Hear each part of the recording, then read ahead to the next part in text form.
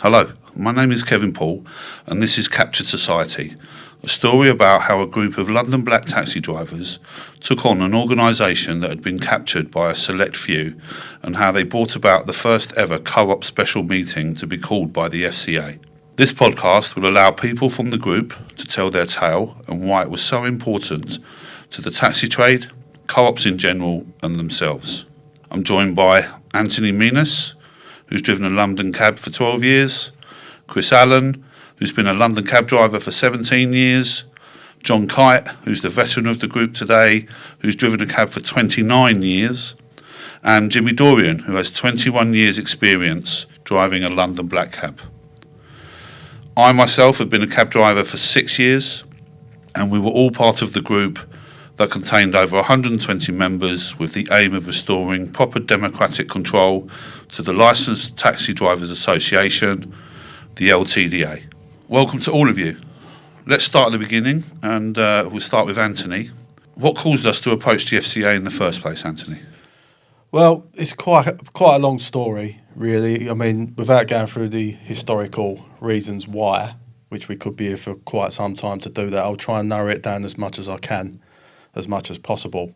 I think the main point of us approaching the FCA, there was a total breakdown of communication with the incumbents who were the Council of Management at the LTDA. Every aspect or every approach we made to try and keep in line with the rules, time after time that communication broke down, which eventually led us, and it didn't happen overnight. This was something that happened over the space of the last 8 years. So it weren't for the want of trying and build that communication with the Council of Management, but it was no good. So after a culmination of evidence built up over that period of time, I mean, I was the branch chairman as well, so I was no stranger to the way the society works. We felt like we had nowhere else to go because the only people that could address the evidence that we did have was the Council of Management. And as far as I'm concerned, turkeys don't vote for Christmas. So we built up evidence. Like I said, that come at quite some really tough work. You know, we're cab drivers, we're full-time, we've got families as well. So it was really tough. But, you know, we were sure that we could take this evidence to the authorities, and that's what we did. Yeah, there was a culmination, really, in the approach to the council management where they almost said to us, you know, if you don't like it, Yes. Go and see the authorities. And I think that was an actual quote. Yeah. Used on a member who did actually, in fairness, bring his findings, and was invited, to be fair. He was invited to bring his findings when the branches were initially suspended. And as we know, branches are the conduit. They're the place where you harvest ideas.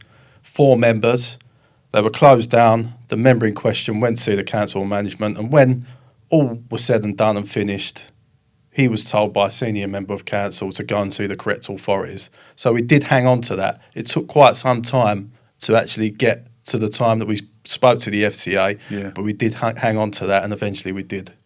It did take us possibly about 6 months to get the attention of the FCA. Yes. Both yourself and me, we were emailing them, calling them, Yes. Sending them evidence. Mm-hmm. And eventually they did contact us. Yes. I'm trying to think of the actual occasion. I think it was around the suspension of the branch. Was Correct. when they finally actually said, oh, okay, maybe there's something here Yes. that we need to look at. And they invited us to the FCA office, right? To the FCA office. I'm guessing we're going to talk about how we, or why we got specialist co-op lawyers involved. Yeah. But we did go with those lawyers at the time. But yeah, that was the first, meeting that we got to explain to them what we'd sent to them, our evidence. And it was a verbal and a physical meeting. Yeah, because we sort of had our own evidence, but we Yes. did decide to get some solicitors involved. And we managed to find Anthony Collins solicitors who, after much research, became very interested in the case. Yeah, I mean, we are just cab drivers. Even though we was 100% sure that that there was rule breakages, fabrication of rules, we needed lawyers to actually tell us what we can do with that. We needed lawyers who had a relationship with the FCA, who knew the legislation, who knew which, in particular, what powers the FCA have got. And I think it was a good move. It paid off. And eventually that, the communication that we did have went on and on and on. So without lawyers, I think the communication with the FCA would have been really tough, to be honest. Yeah, and there was an element of doubt for me personally as to whether we were so close to it that maybe we were not seeing it for something. Yes. And the solicitors actually validated everything that we thought was going on. Yeah. And if I remember correctly, Cliff came to us and said, the association's been captured. That's when we first heard the word captured. For us, it was a relief that, we weren't going mad. We weren't imagining what was going on at the LTDA. And, because sometimes when you get too close to something, you generally see it through a very narrow prism. Yes. But I think we did actually get that validation. Absolutely. And we had the meeting. They seemed to be able to suggest that they wanted to flex their muscles and bring the LTDA into line. But what I think the SCA didn't realise was just how arrogant the Council of Management were. Yeah. And they hit brick wall after brick wall after brick wall, and nothing was changing, essentially. Nothing changed. No, absolutely. The time that it took... How long did the whole process take? 2019 it actually started. We started the process with the FCA. The application that was with the FCA, and I think it finished in 2022. So you're probably talking about 3 years in total of, and that wasn't something that was just every 6 months. It was continual. Basically, the problems that came up was because of the Council of Management. Chris, Jimmy and John, what were your thoughts about what was as members? Because I was there for only a couple of years before I sort of saw what was going on and didn't really sit well with me. How were you guys feeling at the time? Chris? I was frustrated. I've been attending branch meetings and it's becoming apparent that every request we made to the council, every approach we made was just getting thrown back in our faces. And then I suppose things escalated beyond that because it ended in them actually trying to do rule changes outside of the rule book, trying to enforce their will on us, I suppose, as the members. Yeah, there was one poignant moment at the AGM where they tried to essentially just capture the society in all but name, where they had full control over the rule book, if I remember correctly. Jimmy, you were a member for the LTDA for a long time. Yeah. Over 17 years. Yeah. 17 years. What did you think was going on at the LTDA? Well, in the early days, you go back to a time around 2016, 2017, when the trade was on its knees. Uber had arrived in town. We as members of a society looked to our organisation to do something, to act. Members started getting engaged with the association, seeing what they were doing, and it seemed that at every turn, the members were being stonewalled by the Council of Management, who were the ruling executive of the LTDA.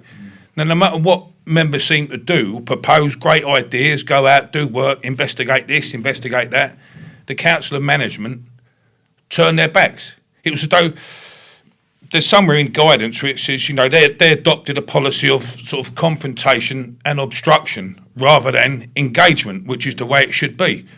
Everyone was a concerned member. Everyone's livelihood was at stake. And you had this ruling elite up at Woodfield Road at the time, the Council of Management, who weren't relying on a wage from driving the taxi. They're well remunerated through the subs. And the working drivers, and we're all concerned members, we were getting obstructed at what we were proposing. So members began to look into how the actual association should be run. Yeah, it's interesting, isn't it? Because initially everyone was concerned about the trade.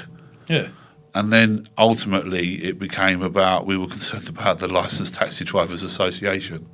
Yeah, well, if you look into the reasons why the LTDA was formed, why it broke from the T&G way back in the day, They were set up specifically to look after taxi drivers. And it's in the objects of the society, the way the society should be run, what they should do. They're entrusted by the members financially to do a job. They're paid to do a job by the members, and that is to secure and look after their livelihood. And it seemed to, like the various members, that they weren't doing that. They were just turning their backs. John?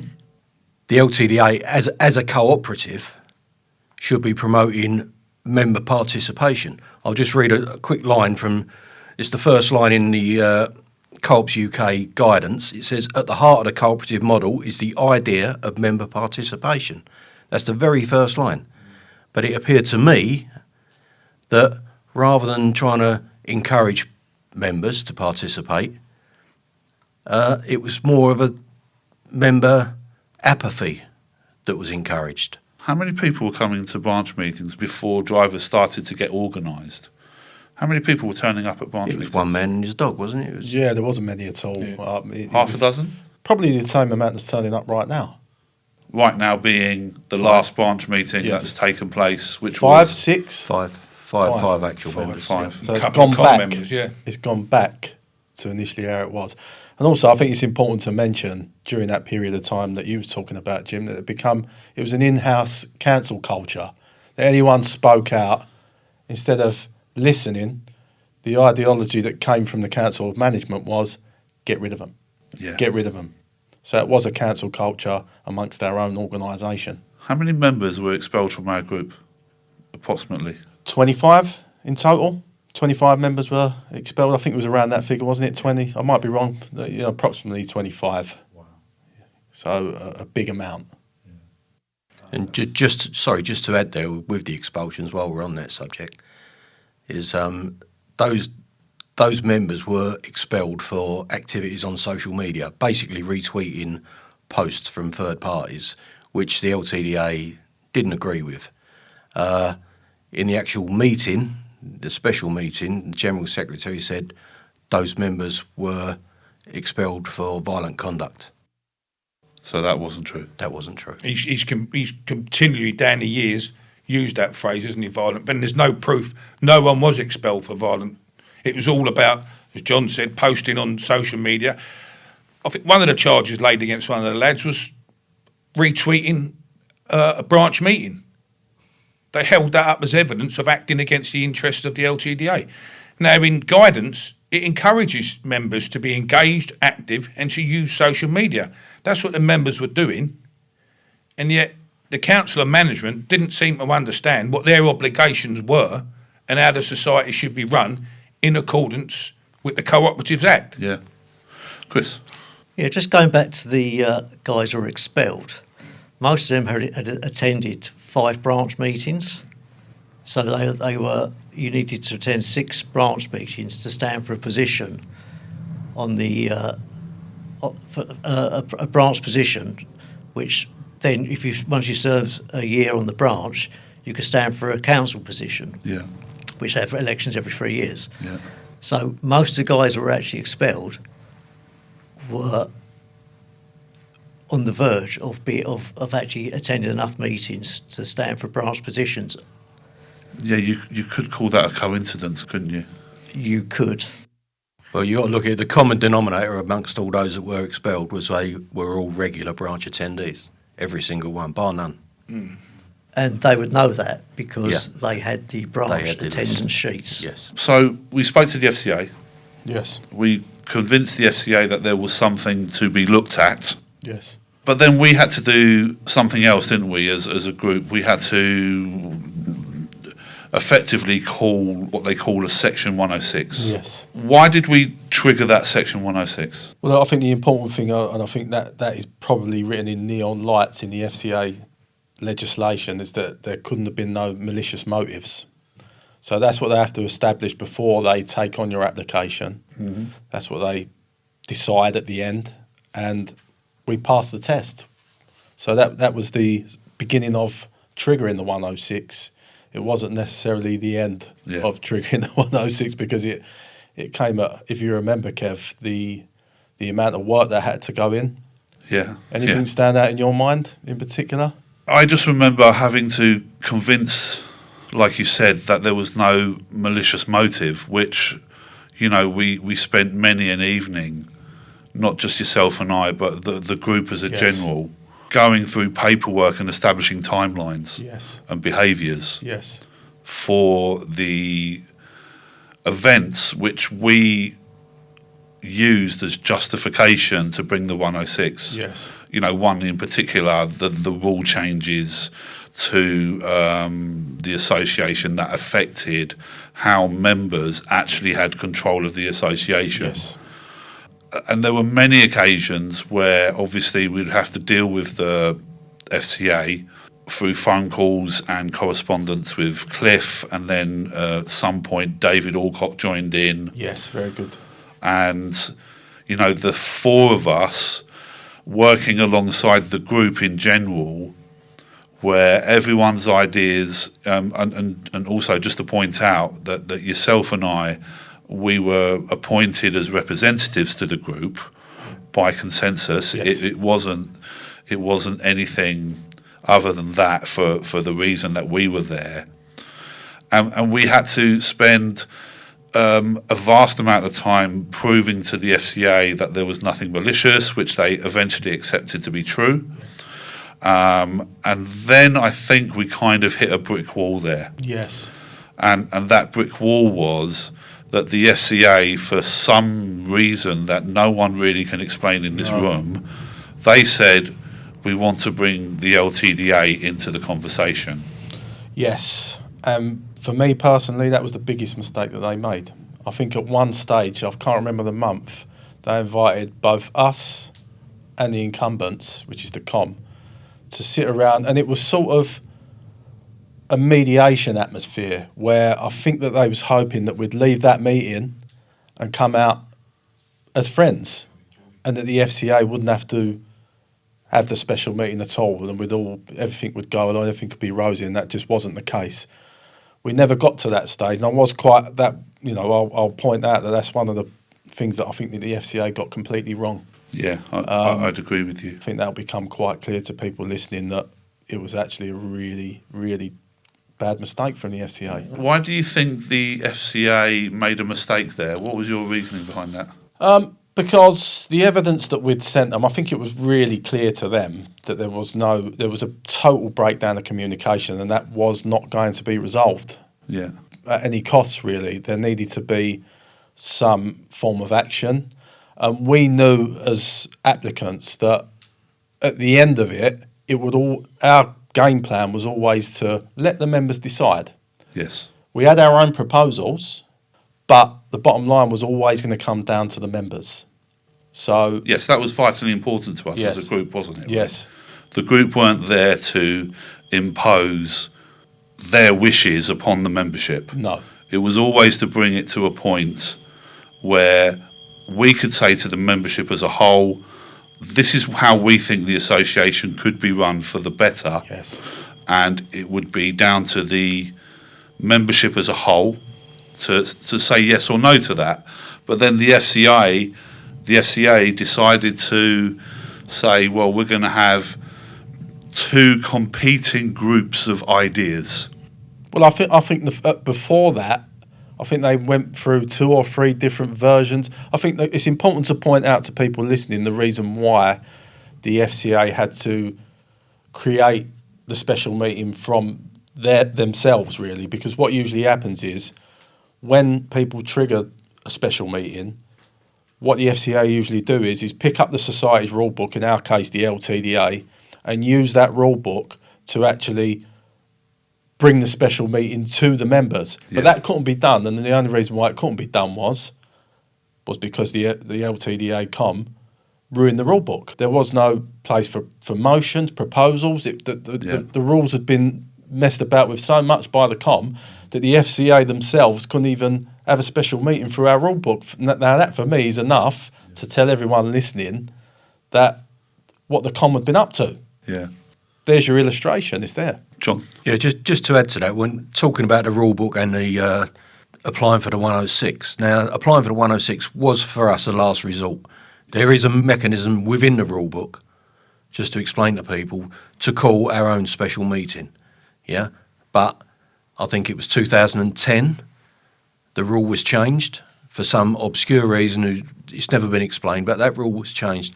And the quorum for that to call a special meeting was increased from 10% of the membership to 51%. 51% is absolutely unheard of in any other co-op. Yes. It just isn't done. And so, yes, there was a mechanism for us to call a special meeting, but it was impossible. So that's why we had to Take the 106. take the 106 and go with the FCA, just to point that out. But no one has ever been able to explain to me or anyone here why they decided to change that rule. Just that one rule in particular. It wasn't a complete overhaul of the rule book at the time. It was one rule which took power away from the membership and into the hands of the Council of Management. A massive rule change. Just on that point of the rule change to 51%, according to the rule book, when that rule was changed, it had to be voted on by the members, by the branches. But I just don't understand how any member would vote to make things more difficult, less democratic.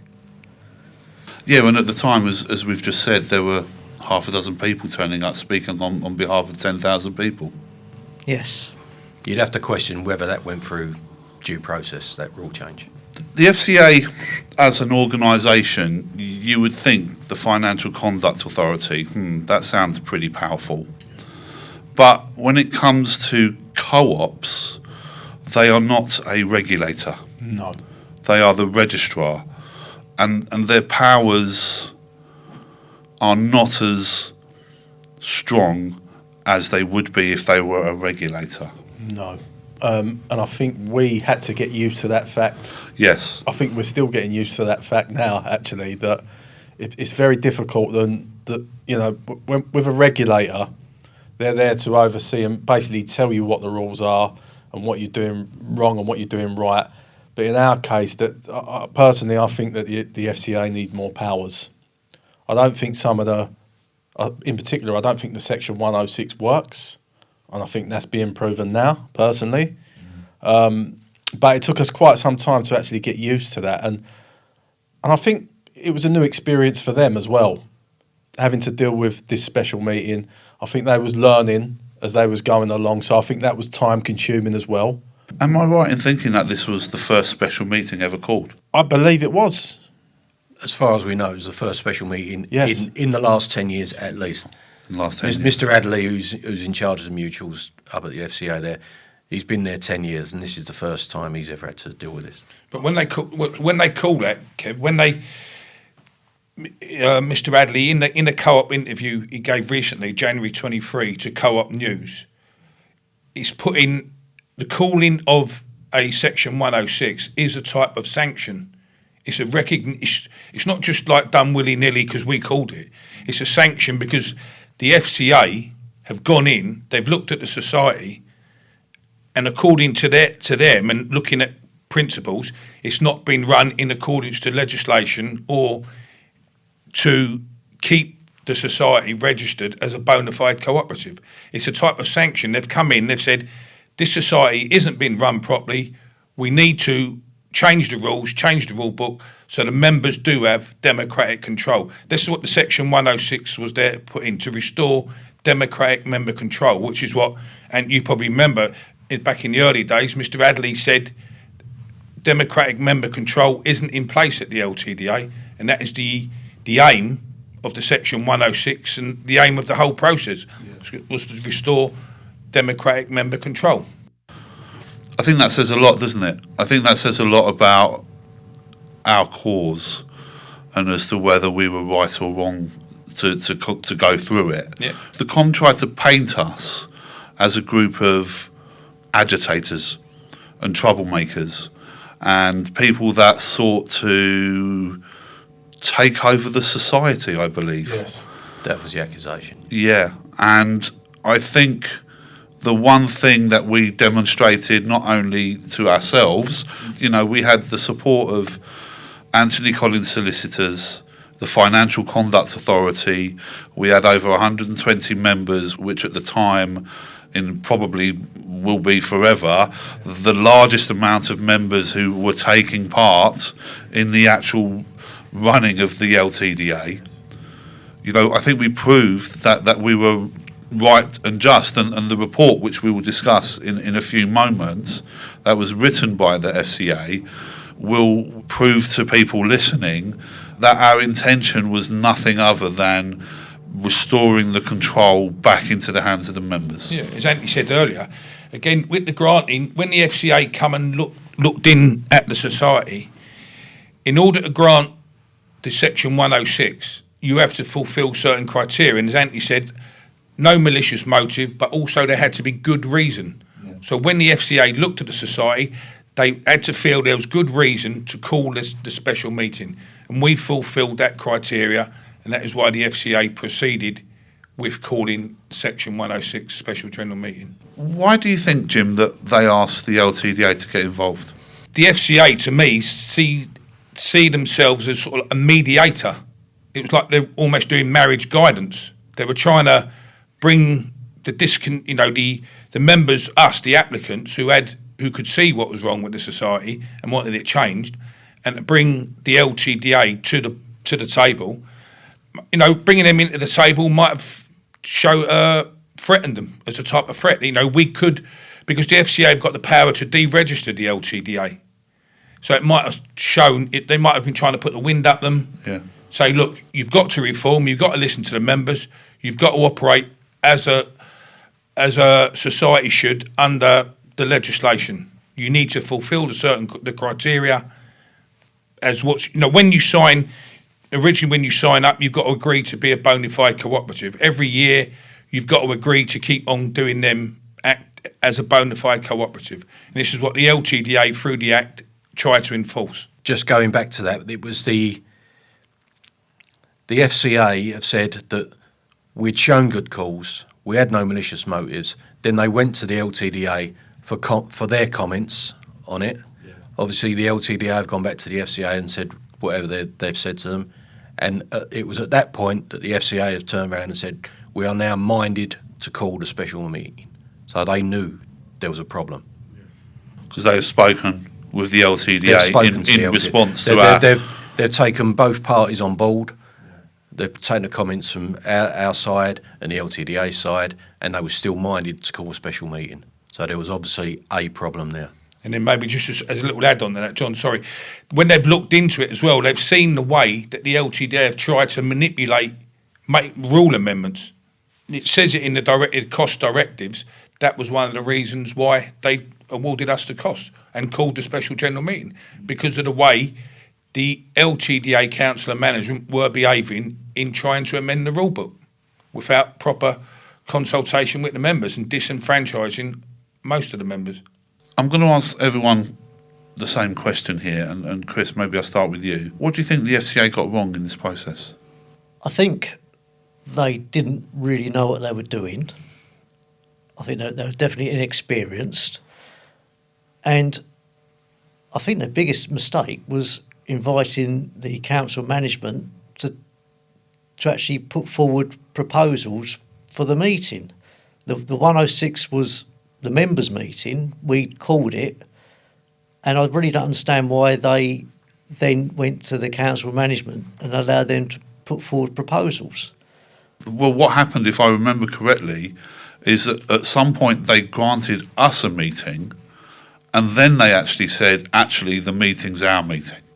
Yes, correct. And it wasn't at that point, it didn't become a members section 106. Yeah, it became an FCA meeting. And it became an FCA 106. And through the attempts to mediate with us and the LTDA, which was never going to work. I mean, that meeting that we went to was about as bad as it could get, really, in terms of two sides opposite each other. Yes. Trying to argue their case. It got quite noisy in there, shall we say. Yeah. At some points, to the point where both our solicitors were telling each other to be quiet. Yeah. Because we were saying things, it was getting, quite aggressive, frankly.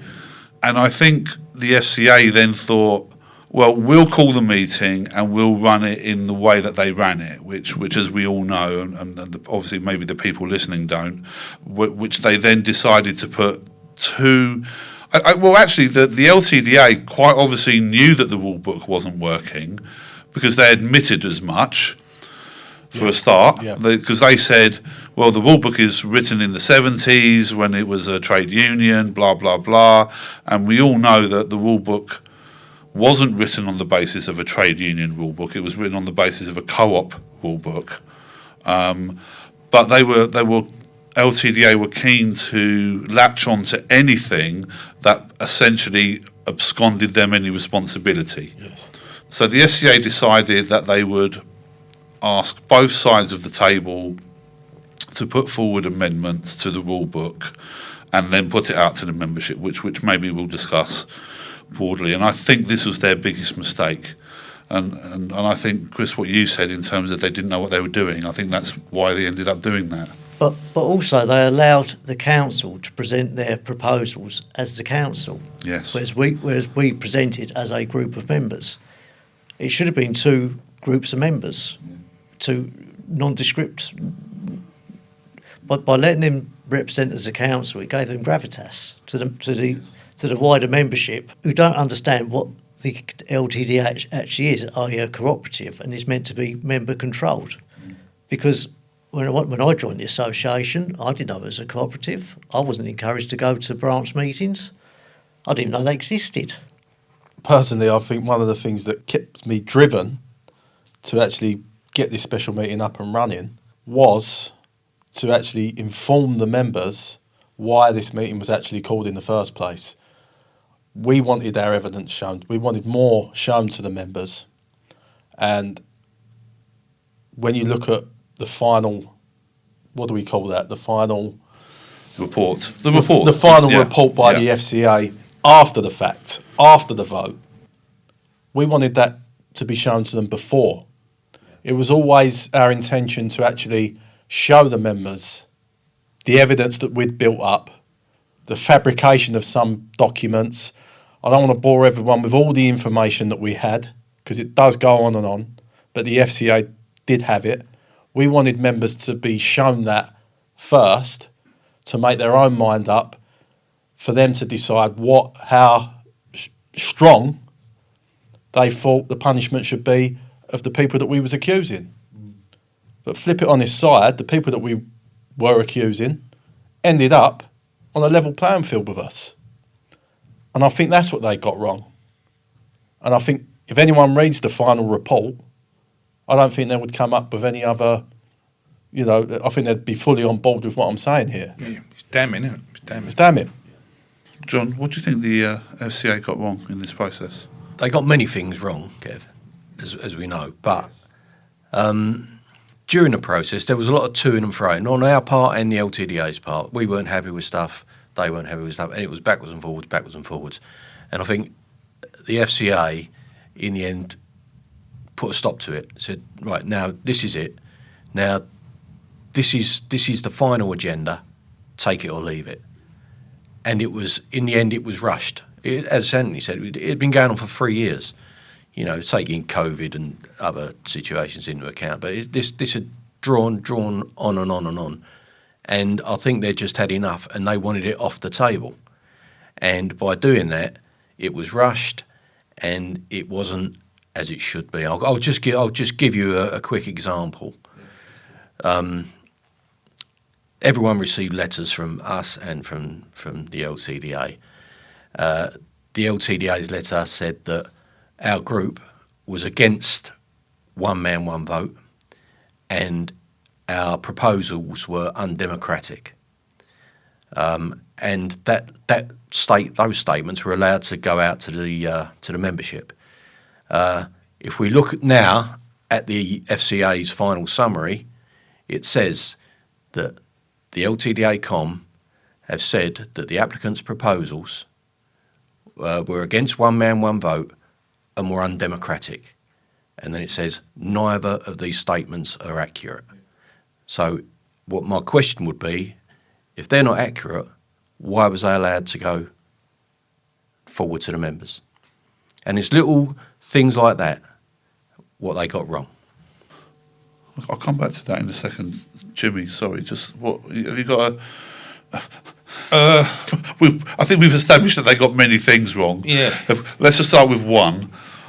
I think they trusted, or they kind of believed that they were dealing with people who believed in the cooperative and the cooperative principles. When You mean the LTDA? The LTDA, yeah. They The believed- FCA thought, there was legislation in place, the rule book was in place.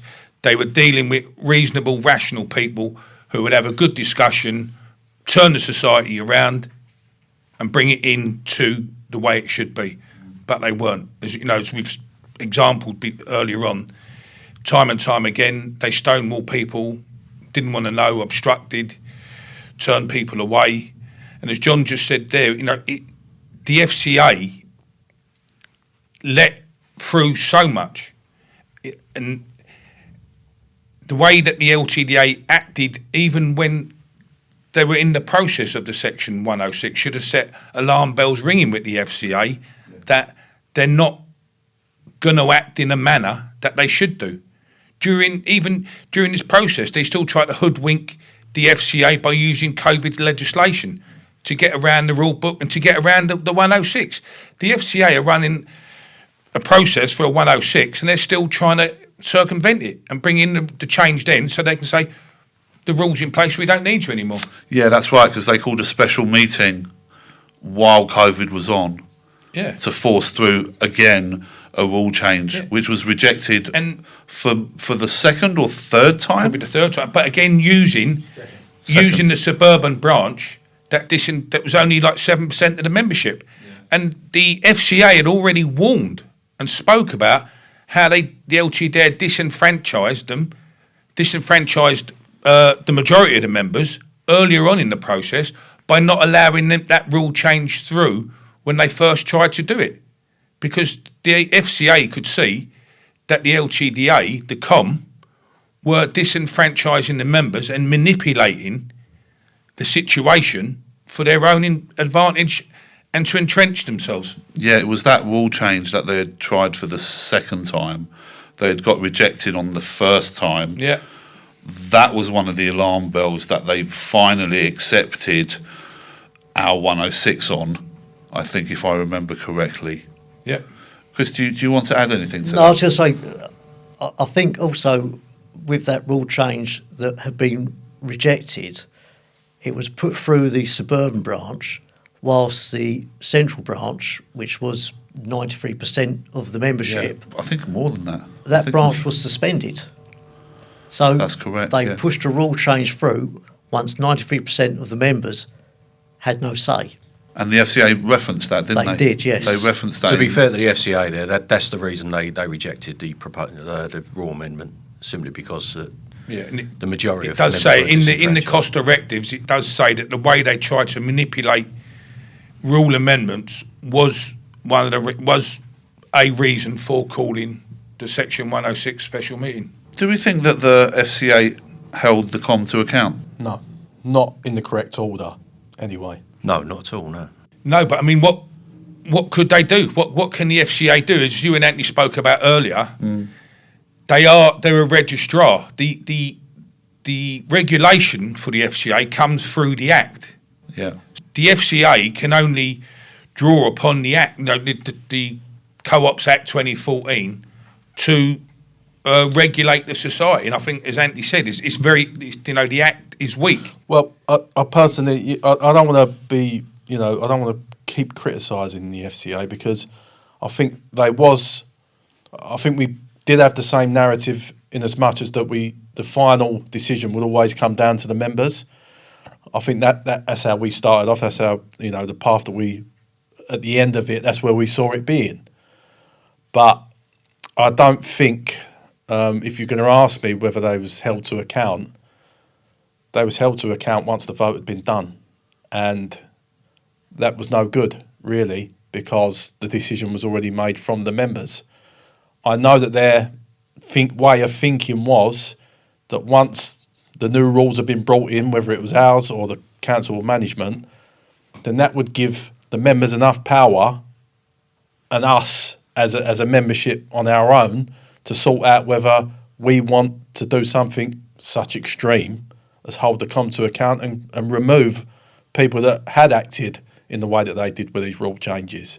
Looking beyond the mistakes that we think that the FCA got wrong, let's bring it up to the actual vote itself. Finally, after the negotiations with the FCA on the terms of the meeting, the layout of the meeting, the rule changes that we sought to put in place, which we considered would have given the membership full control of the organisation of the LTDA. Do we want to talk about the LTDA's rule changes, or should we just focus on ourselves here? I think we should talk about the LTDA's rule change, definitely, and how effective they are and how far they go to restoring democratic member control. Okay, well, John, do you want to explain a bit about that? Right, well, the LTDA have put their proposals forward. What we've got to ask ourselves is what set of proposals best achieves democratic member control in the association. Now, our proposals, there was no caveats to it at all. We supported one man, one vote in certain. Not every motion or any amendment has to go out to the branch, out to the members. If the council agree to it, then it could just go forward as is. If not, then it all goes out to one man, one vote. We agree with that. Now, with regards to the council's rule amendments, if I, as an individual, want to put, and I did bring this up at the branch meeting last week, if I want to bring forward a motion for a rule amendment, I have to have now 100 signatures on a petition. So maybe 4 or 5 years ago, Anthony, when you was chairman, I might have been able to go to a branch meeting where there was 100 plus members and say, look, I've got this amendment. Does anyone want to sign? And I could have probably got those 100 signatures on the night. Last week I went there, as I said, there was 5 members there. So I might have got 5 signatures. So now I've got to get another 95 signatures just to put that forward to the Council of Management. But the kicker is the Council of Management then have to approve my rule amendment before it goes out to the membership on a one man, one vote basis. So even if you get the 100 signatures, the Council of Management have veto over whether it goes to the membership. They've got right of veto. That's for a motion at an AGM. And I'm very, very surprised. I mean, I'm not an expert by any means, but I'm very surprised the FCA allowed that to go forward. Well, that doesn't sound And like sorry, membership Kevin, control. it's the same with their rule amendment to call a special meeting. It's very similar. It's 500 signatures. Each signatory has to pay £50 deposit. This is one of the big kickers that we said. They have to hold in surety, the LTDA hold that money, and it's only returned to members if it's successful. And then that one as well has to have the approval of the Council of Management before it goes forward to the members. Right. Chris? Just on the subject of needing the 500 signatures to call a special meeting, we are London taxi drivers. We drive around London. We don't all congregate in one place where you can put something on the wall and ask people if they want to get involved in something, sign the paper on the wall. Sign the paper, yeah. Yeah. You can't do that. Yeah. To get 500 signatures is nigh on impossible. And the LTDA did suggest that when we collected above and beyond the signatures needed for the 106, that we could just be making them up. That's right. Yeah. They suggested that, didn't they, at some point? What they stated was the FCA hadn't let them see the names of the people who'd signed for the 106, so they didn't know if they were all members. Bona fide members, yeah. But the FCA had checked, and they knew that. Yes. but they were still allowed to say that they weren't satisfied that they were members. Why do you think they wanted to see the names, Chris? So they could expel the next lot. Bingo. John, sorry, carry on. Sorry, just going back slightly to the rule amendment where it needs common approval. In the General Secretary's letter to the members prior to the meeting, in big bold letters right at the bottom, it says, "We believe in one member, one vote with no strings attached." Now, if the right of veto can't be considered as strings attached, The biggest string. absolutely, Yeah, then I don't know what is. yeah. It's interesting for LTDA members listening what they think about that. Yeah. I think that was hoodwinked. But what we've also It's made it impossible, hasn't it, John? It has, It's yeah. made it impossible. But what we've also got to acknowledge is that for the last 3 years during this process, we've every opportunity has been taken by the LTDA to put this group down, whether that be in the taxi magazine, in LTDA emails, on social media. We've been called vociferous, violent troublemakers. We've been called a mob, and we've been likened to trade union bullies trying to seize control of the association. Now that's gone out to all members. It's frustrating that we haven't got the means to counter that argument. We haven't got the database of members' email addresses, and we can't say to them, this is actually what we're trying to do. What we've got to try and think of now is how much did all that, I'll call it propaganda, how much did all that propaganda over those years affect the actual result at the end? Because members must have opened those envelopes with 2 sets of proposals, and they've got 1 set of proposals from the elected Council of Management, and they've got 1 set of proposals from a group of members. And they're putting 2 and 2 together and say, hold on, this group of members, this must be the mob they're talking about. These must be the hooligans they're talking about. What box are you going to tick? And that comes back to Chris's point where the FCA accepted Council of Management rule amendments rather than another set of individual members, because the Council of Management was 10 people, where we were 121 people, if not more. Yeah. And do we know that if they were like council of management proposals, or was it just the executive? Was it the four members of the executive? This is where it should be opened up. Like the com meetings, they can redact stuff that's sensitive, but com minutes should be available to see what's discussed on the members' behalf at com meetings. We're paying these people to go there. We should have access to what is said and what, if proposals, back in the day when Anthony and Peter were running a branch, how them proposals were treated by the com. Let's turn to the actual results of the vote. For the LTDA members listening that don't know, or for anyone else listening, the outcome of the vote was in favour of the LTDA's rule amendments on a percentage split of 57% to the LTDA and 43% to the group of members which we represented.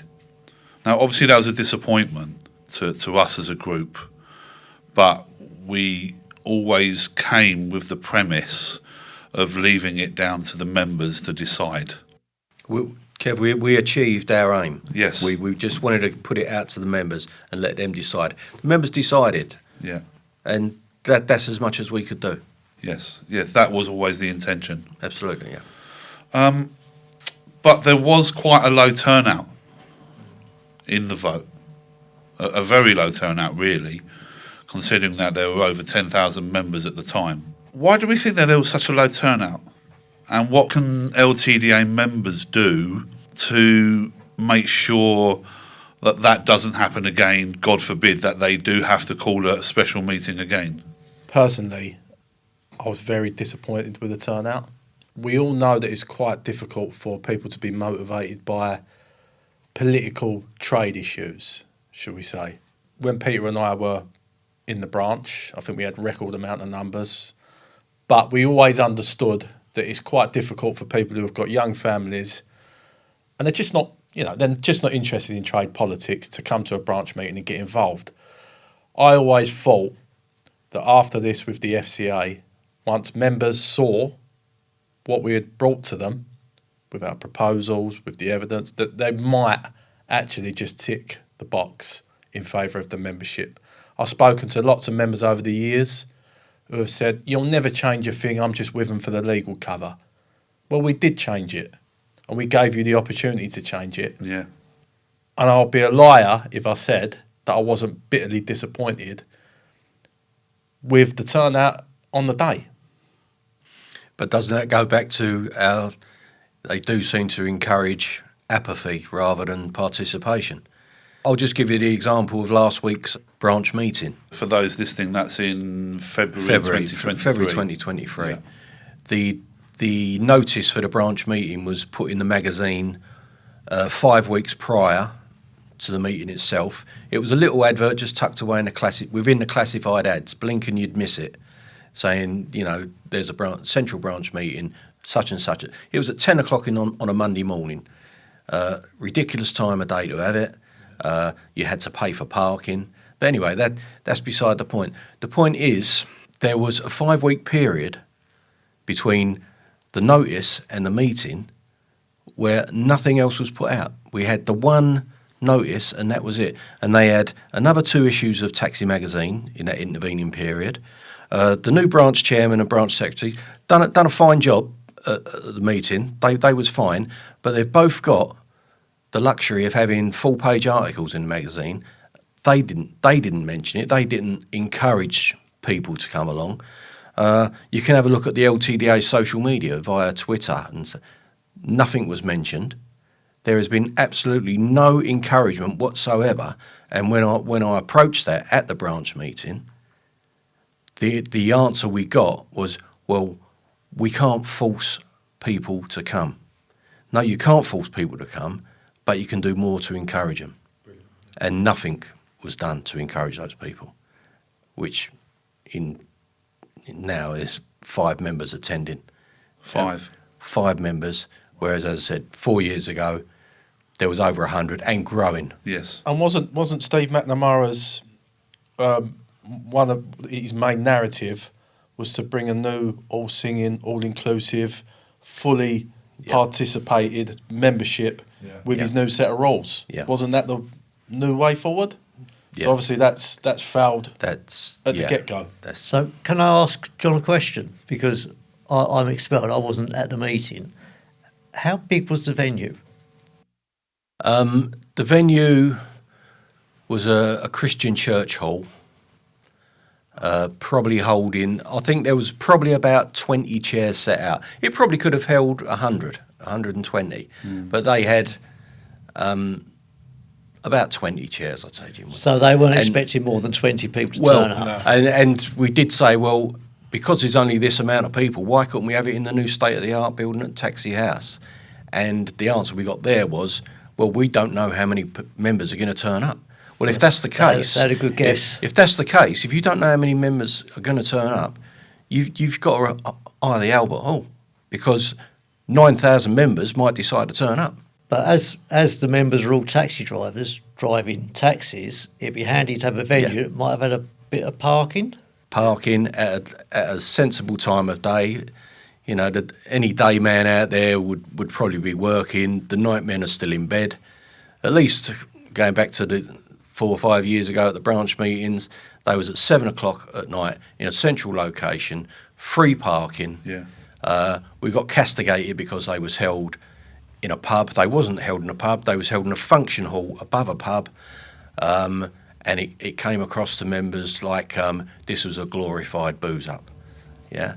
Now I used to. That was a suggestion. That was a suggestion. Members actually would now think that. No. I used to go there, and there was a table there, free tea and coffee. And if you wanted another drink, you could go down to the bar, and people could get a Coke or an orange juice. There was only one person I ever saw drink a pint at that branch, one of those branch meetings, and that was Wes Streeting when he turned up and gave a talk. Yeah. He had a pint. Other than that, we was all sitting here with a cup of tea. So, we've obviously lost the vote, but in the interim between losing the vote and branch meetings starting back up, which you attended in February 23, the two parties, ourselves and the COM, were issued with a report from the FCA. Obviously, all of us have read the report. And it has been released out to the membership as a whole, in terms of not through the LTDA, but certainly we've shared it through social media. It's pretty fair to say that that report is incredibly damning on the LTDA's behaviour.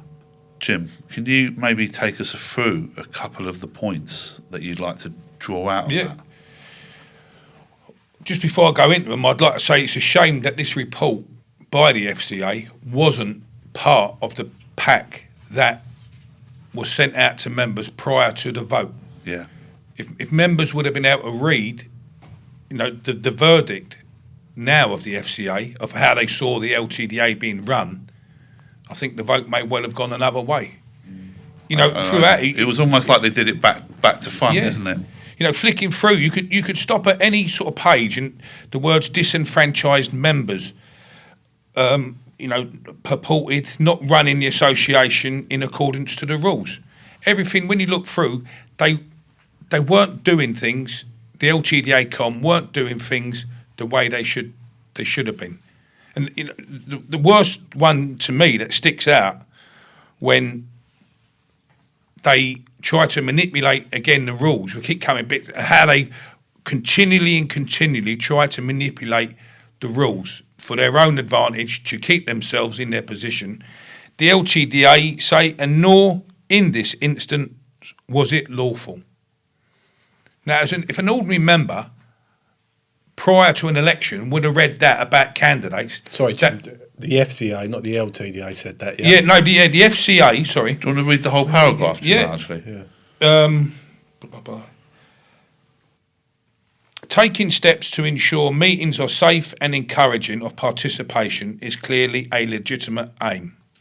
We do not, however, share the view that the disenfranchisement of approximately 93% of a society's membership is a proportionate means of achieving that legitimate aim, and nor, in this instance, was it lawful. Now that is damning. Yeah. That a council of management of a cooperative society acted, I read that as that they acted in an unlawful, not in accordance with the law. Illegal, unlawful, yeah. What they did was illegal, but we'd pointed out that, as far as we was concerned, what they'd done by closing what they're talking about there is closing down the central branch, suspending the central branch. That's what they're talking about there. And we said that you can't do that. That's illegal. That's beyond your powers. They said no, and no, it isn't. And that's when we got the comment: if you don't like it, take it to the authorities. That's where that came from. Yeah. And I mean, we've been proved right. It was illegal. And it seemed to us, you could see when you look back at the pattern of their whole actions. When you take their actions all together, they shut down the central branch, and then later on in that same year, they then tried to bring in another rule change, which would again entrench their positions and entrench their power and their control of the society. The pattern of it is to entrench their power and their control, solidify their control of the society, so that no other people, unless they're approved by them, can come through the branches, get their way onto the council of management, get their way onto the executive. Yeah, and if just for reference for the people listening, the branches were closed as the election for new branch officers was taking place, where almost certainly people from outside of the council of management's pick would have won. Yes. And therefore allowed more candidates to stand for the COM elections, and slowly but surely challenge the council of management at a committee level to reduce their power. No, so I'll just go back to what Jim was saying about the the rule changes, that the central branch was suspended in June 2018. Yeah. And in July 2018, they tried to put through rule changes through the suburban branch, which had 7% of the membership. And that's the reference in the quote there from Yeah. Jim about that was just illegal, essentially. Yeah. That was the timing. Well, I'd just like to explain to people who might not be aware that in 2016 we had 3 branches. There always had to be a majority, so 3 was a good number. Now, for reasons we won't go into, in 2016 that was reduced to 2 branches. Two of the branches were merged into 1. So now we have 2 branches. Now, bearing in mind that each branch has got 2 branch officers who, after a year, would be eligible to stand for election to the Council of Management. Yeah. So in 2016 we had 3 branches, then reduced to 2. Then in 2018 the central branch is suspended, and now we have 1 branch. Now we've got Council of Management elections coming up this year, and there will probably be 12 candidates for 10 positions. Now, if you take it back to 2016 and those branches hadn't been merged and the central branch hadn't been suspended, that 12 people would probably be nearer 30 eligible candidates. Yeah. Now that gives members a choice. Yeah. And when you think about it, in the last council management elections, one of the executive officers he's on a salary. We don't know what that salary is, but he's on a salary. He's on a pension. He's got a company car. He's got healthcare. That particular executive officer, out of the 12 candidates, finished 8th out of 12. So the likelihood is, if there was 30 people up for election, he wouldn't finish in the top 10. Now, what would happen to that individual? He'd be out of a job. He'd have to go back to his day job. But unfortunately, if an MP gets elected for a 5-year term and then he's ousted at the next election, he goes back to his day job. It's called democracy. But at the LTDA, it's called protectionism. That's what I'd call it. Yeah. Let's go through this FCA report a little bit. The FCA awarded costs to both parties, or decreed which party should pay for what. We had a legal bill of £44,000. Yeah, 45 grand. Yeah. 45,000. 45,000. Before VAT. Yes. Yeah. And the LTDA put in a legal bill of, 85. I think it was, Almost just a little under double ours, including their in-house lawyers as well.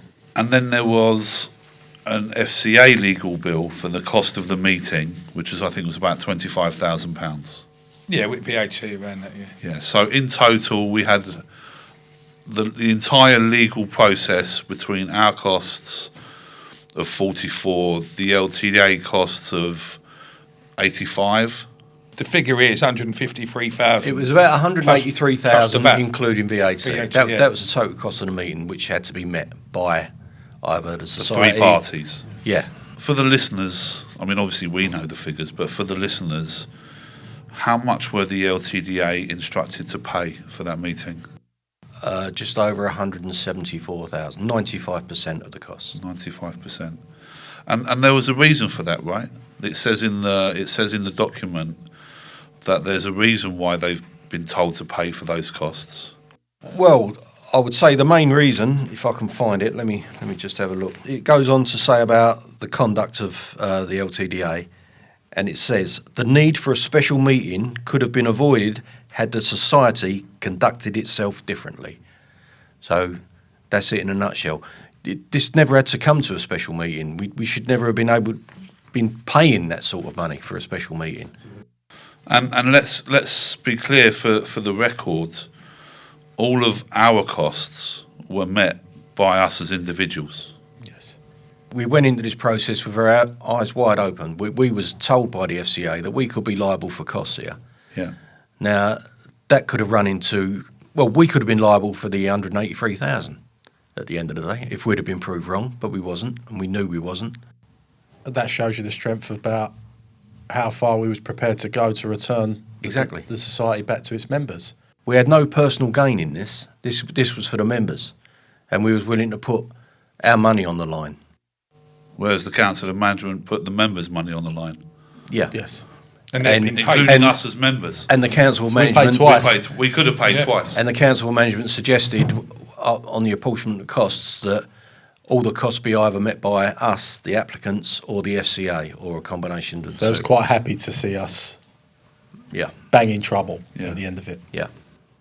Yeah, it shows the Callousness. Yes. callousness of that particular group of people to impose that, Yes. or to seek to impose that Yeah. on individuals within its own organisation that they're supposed to be protecting. Yeah. Yes. Because just going back to saying that if they'd have conducted themselves differently, the special meeting really wasn't necessary.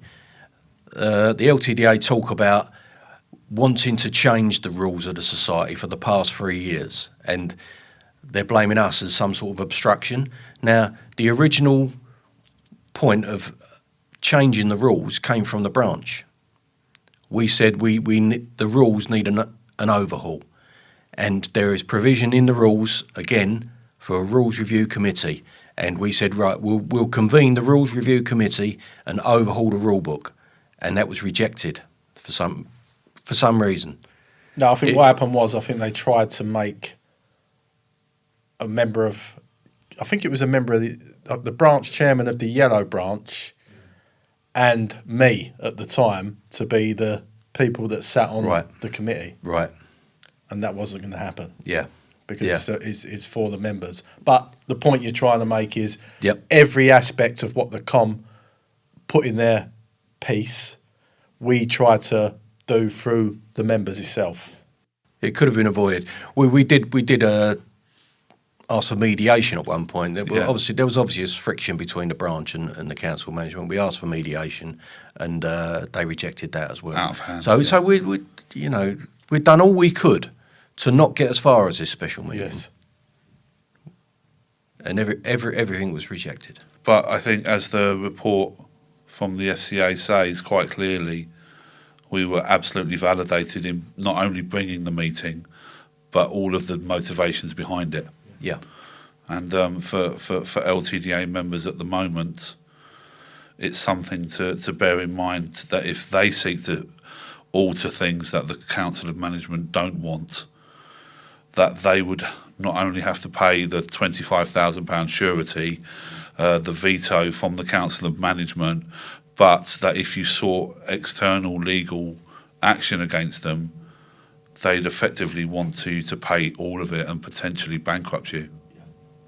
And what you've got to ask yourself as well is the FCA have apportioned the cost 95% to 5%. Now, throughout the whole process, they've tried to remain as neutral as possible, which they should be anyway, the FCA.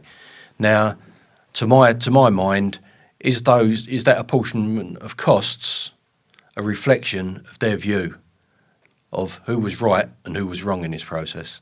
And as I said, the LTDA are paying 95%, we're paying 5%. I think it says a lot. So let's come to post-meeting.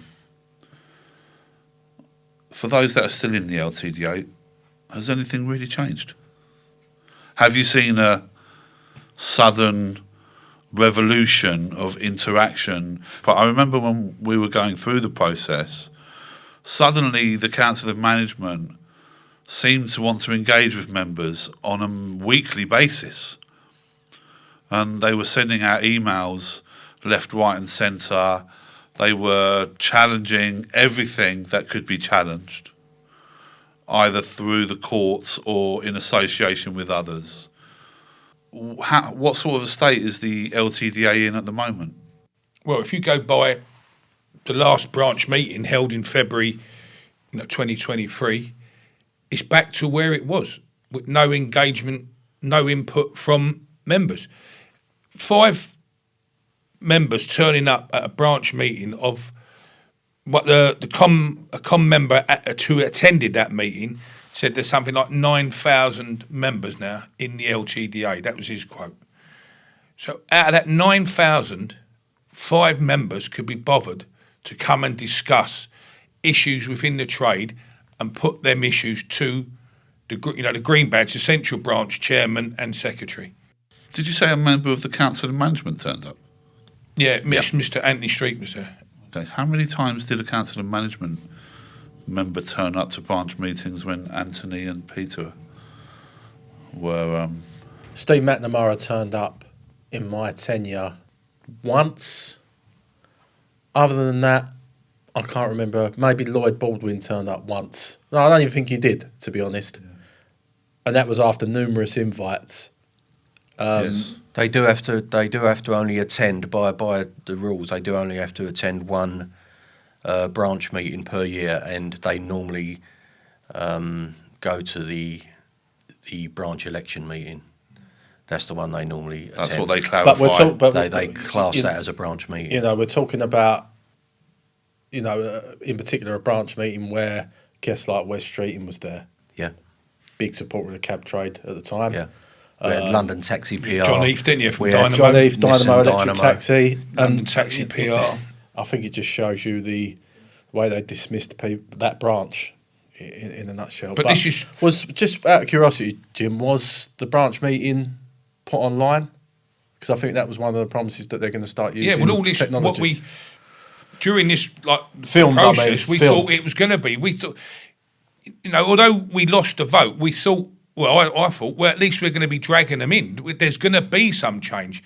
You could go on to the LTDA website and see the minutes from the meeting, what was discussed, what was proposed by members, and then what members proposed was brought to the com, and we should be able to see the minutes and how that was discussed. Because to me, when you read through guidance and everything else like that, I know I babble on about it a bit, but this is what it should be. It comes from the floor up. The members' concerns are brought to the branch chairman brings it to the com discuss it, and we get an answer to the concerns of what our concerns are as working taxi drivers.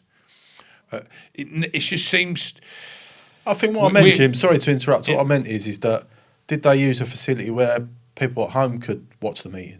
No, it's just back to, as John said earlier, it's stuck in a church hall. One of the insinuations I got from when we were going through the process about it being held in a pub was that having a meeting in a pub wouldn't suit all members of the LTDA, the current makeup. I think Mr. McNamara was sort of getting at, we've got a Muslim element within the group now, so they wouldn't feel comfortable. This is what you sort of weaned it from what he was saying, but going into a public house. Well, they've decided to hold it in a Christian church hall. Now, I don't know if that upsets anyone because I haven't asked. But I would think that it would. At the pub in the Christian church. They've gone from, he's been moaning a pub, and now you're going to the Christian church. But it is an old hall, few old chairs thrown out, a desk, same old thing. No online facility, which is what we thought was going to be happening. And as John said, badly advertised. It's just normal service resumed. That's the way I see it. Yeah. To be fair, those earlier branch meetings were never held in a pub. They were held in a room above a pub. Yeah, yeah. And going back to Kevin's question, because I'm not a member, so I don't know, are you getting emails, like regular emails from the association's members? No, in the last, I think this year, we're in February now, I think we've had one member's email regarding the TfL 6-point thing. Yeah.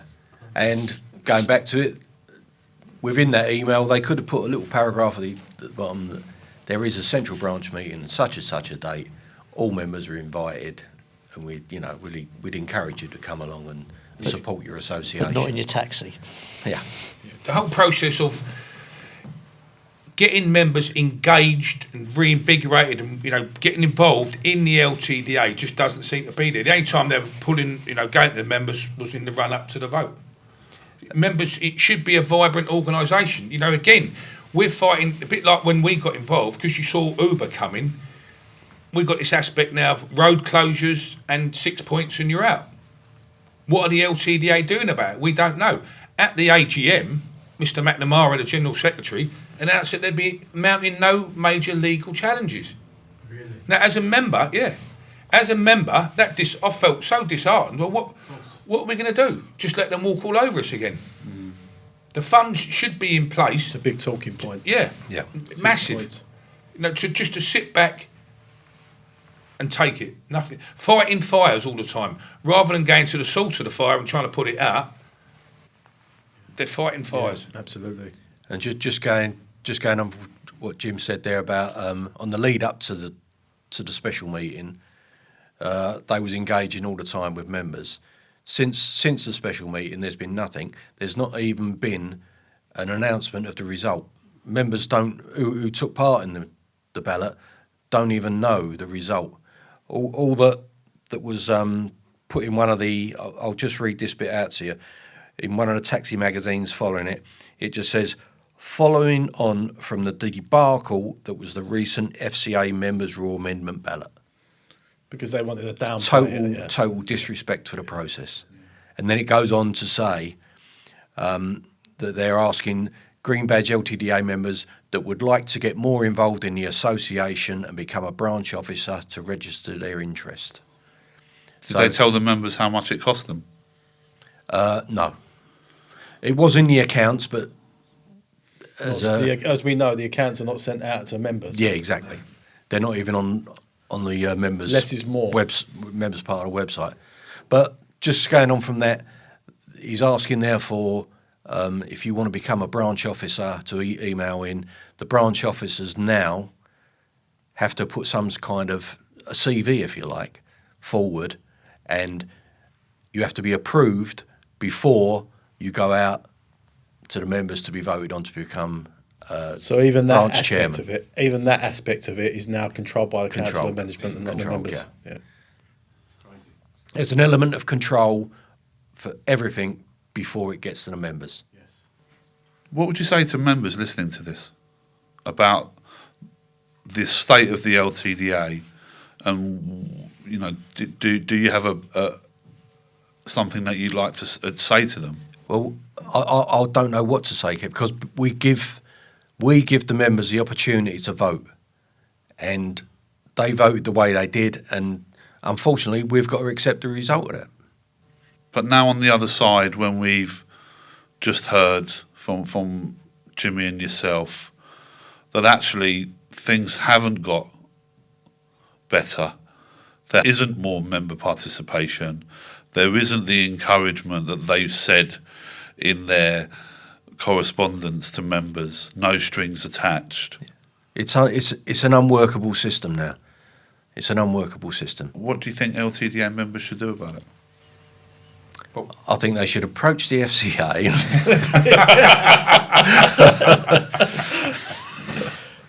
What can members do? It's tied up. The system Yes. is tied up. And we go back to the title, capture. Capture. It's all capture. Throughout guidance and legislation, capture is warned about. And the FCA know that. The mutuals team up at the FCA, some of them, they're very clued up cooperative lawyers. They know what the way things should be. They can see it's captured, but I don't think they want to. They can't say it out loud probably. But when you look, 1,700 people voted out of 8,500, something like 20%. That should ring alarm bells up at the FCA. Yeah. 5 members turning up at a branch meeting should ring alarm bells. The vote, when it comes to voting in the council of management, small numbers. All this stuff should be ringing alarm bells with the FCA. It's the Co-ops UK, who are sponsoring body, an apex body for co-ops and guidance, put out what they call key performance indicators. And one of the things is low election turnout, low votes. And all this stuff is happening at the LTDA. And yet the FCA seem to be prepared to let it just carry on as normal. They've done their job. It looks like they've done their job and washed their hands. Yeah, but we can't lay all of the responsibility at the FCA's door. No, I think members need to accept that if they don't take part, even in the smallest way possible, this is what's happening, and be made aware of that. Us five sitting here probably know the financial state of the LTDA. We do, and we've Now, discussed can we it go out and plenty. say that? We'd probably be pulled over the coals and up at New Taxi House and saying, why are you telling members this? But, it's a matter of public knowledge. Yeah. The money is running out. Why did Mr McNamara say they're not going to launch any major legal challenges? Is it because of the financial state, the precariousness of the finances? Now, members, will they get involved when it's all too late, when the ship has sunk? Well, members listening out there, we all encourage you to get a copy of the accounts, as is your right as a member, because it's your association, right? It's not the Council of Management Association. Just going back with Jimmy again, we've been criticised for asking pertinent questions to the council pertaining to the accounts, especially the £1 million plus loss every year. And it comes across that we shouldn't be asking these questions. Whereas if you look at Co-ops UK, I'll just read a thing out of the guidance once again. It says, members have clearly defined democratic rights and responsibilities and should collectively and proactively hold the board to account for the performance and success of the cooperative. Now, isn't that what we're doing by asking these questions, holding them to account? Without doubt. I mean, we've discussed this plenty. Really. Well, I think a lot of the problems with co-ops in general is that the people that are at the top are entrusted to be the regulators of their own organisations. But our question has always been, what happens when, as is with the LTDA, big money's involved? Does it become a business? Does that sort of drive to actually do things for the trade go away with you protecting that job? Is there a conflict of interest there? There absolutely is, in my opinion. Yeah. There absolutely is, and that is one of the things that I would look at if I was going to change something. That sometimes these people, the directors or the council of management, just can't be trusted. Because how long have some been there? 25 years? 25, 30, 35 I think that tells you its own story. I think if you add it all up, they've been up there 150 plus years. But there's no opportunity for change because, as I said, come the next elections in a month or two's time, there's going to be those 12 candidates. Two people are going to miss out on the 10 positions. That can't be right. Well, that I think our special meeting, just to summarise on that, from my view, that was the chance. That was the biggest chance for change. That was members' chance to take control back of their society, whether they're interested in democracy or not.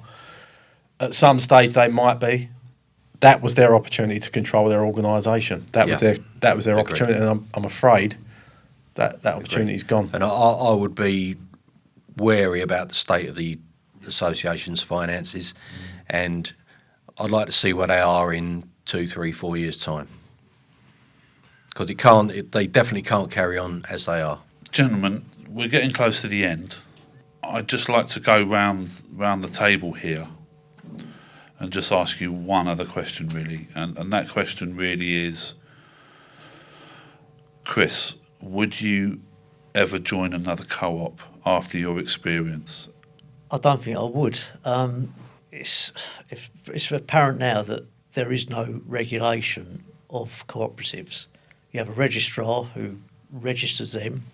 Co-ops are just, in my opinion, vulnerable to being captured by an unscrupulous council who can entrench their position, asset strip, do what they like.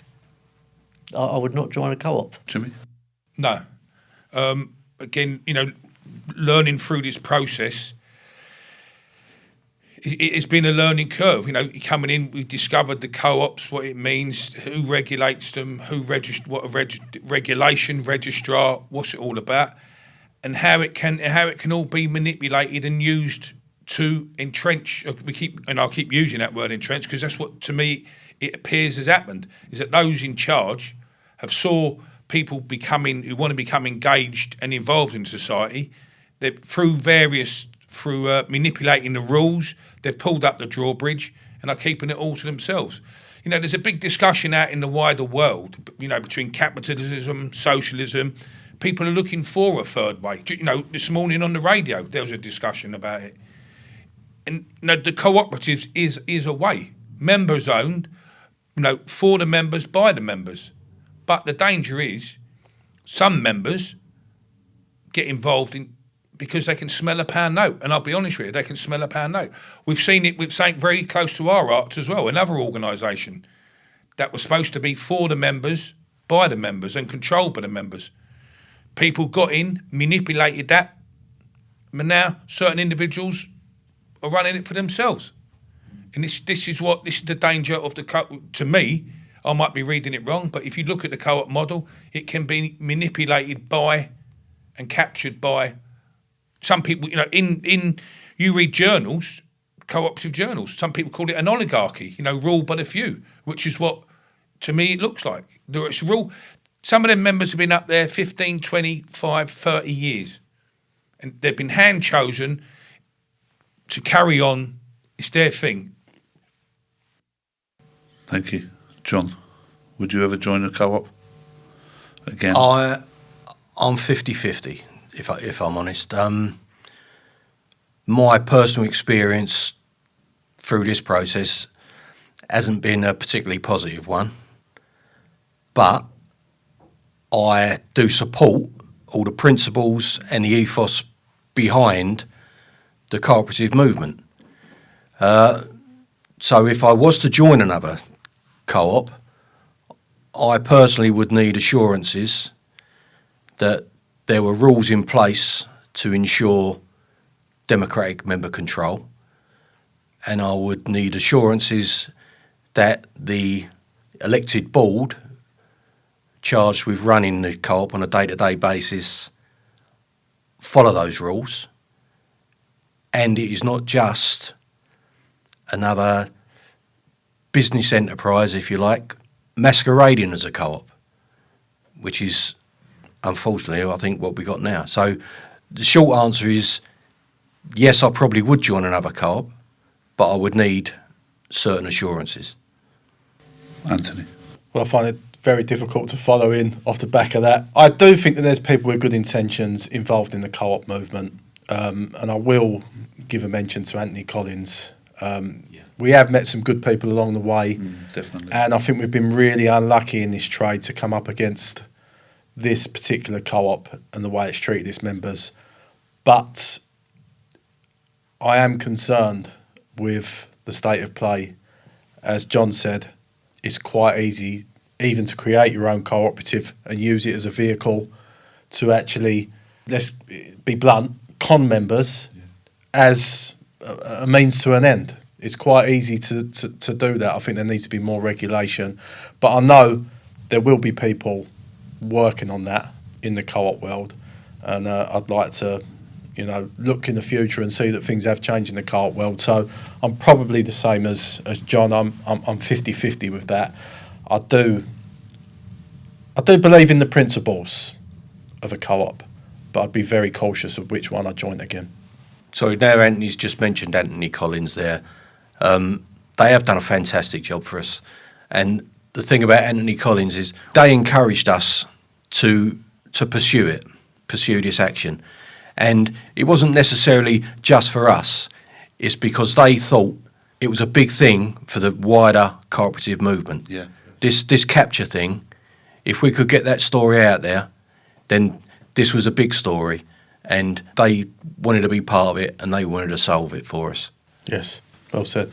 My own personal view is probably very similar to yourself, John and Anthony. I think for me, the co-op movement needs to be very careful how they proceed in the future, and there should be much stricter regulation and an ability by the FCA or whoever the governing body is to cast a much stronger eye over the co-op movement, because what it's clearly demonstrated to us through our experience, in my opinion, it's all about the intention of the people who are starting co-ops and trying to run them.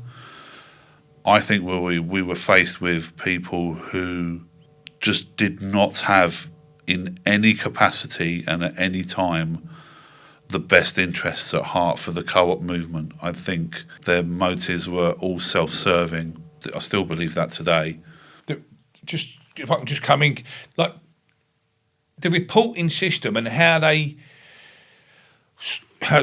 scrutinise if a co-op is being run in accordance with the principles, and there is democratic member control. When a co-op has to fill in their annual returns, they fill in a form called an AR30. Now, in there, you get about 4 lines to explain how do members democratically control the society. 4 lines. Now, our co-op, the LTDA, for the last 4 years, they've said the same thing. We hold an election every 3 years and there's an AGM. Now, no, to me, it's not been scrutinised. Yeah, there's no oversight. There's no oversight. Yeah. It goes up to the registrar, they put it on the website, no one seems to look at it and think, well, is that all? How else do members control the society? Well, it's lack of scrutiny, lack of oversight, as you said. Because you have, financially you have an auditor, right, to go around pretty much any major company, but there doesn't seem to be an auditor of sorts to oversee the rules of a particular co-op. Well, that was one of the things I thought we might come on to, was that to improve the situation would have been that in order to operate as a co-op, you would need to be part of a sponsoring body such as Co-ops UK, which the LTDA aren't. For some reason, the LTDA won't sign up to an outside scrutineer. Well, that was one of our proposals. Yeah. To make sure we had a governing body over us. Yeah. And so if you're not there, then at least the FCA should insist on you sign up to an outside democratic governance audit. A third party, if you like. Every 3 or 5 years. Yeah. And you've got to prove to them how you are operating as a cooperative. Hopefully with what we've done and with the work that people like Anthony Collins will carry on doing, that they will see those changes within the movement as a whole, because I think we all agree that the intention of co-ops is a good intention, but they do need a much better regulated system, I feel. John, finally.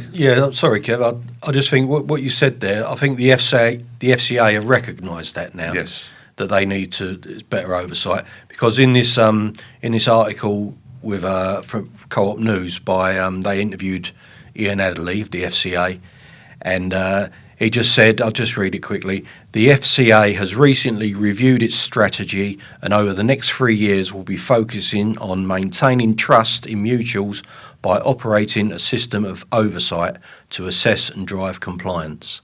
And he goes on to specifically mention the LTDA special meeting, which was the first time in memory that they've had to take that kind of action. But that shows our level of achievement, and I think that's one thing that we should mention. And I'd like to thank the rest of the applicants as well for actually. It was a big achievement. Not many things are achieved in the taxi trade, and now, personally, for us, it was an achievement in itself just to get it to the members. We done our job, and unfortunately, wasn't able to get it beyond the line that we wanted it to. But I think we deserve massive credit for actually getting it spoken about in articles like you've just read, John. As the old adage goes, you can lead a horse to water, but you can't make it drink. I think that's a good place to leave it. Yes. I just want to thank all of you individually for coming here and sharing your experience. We would also like to point out that should any LTDA member seek to share or be interested in anything that we've discussed, we are contactable through various chains like social media and through this podcast, where we can share all of the information that we've collected, and that we hope that LTDA members in the future impose, and I do mean the word impose, proper scrutiny to whoever's running the LTDA, because as the largest trade organisation, it's vital that that machine runs as best as it can for not only the LTDA members, but the taxi trade as a whole. So thank you very much, Anthony, Thanks. Thank you. John, Jimmy and Chris. My name's Kevin Paul.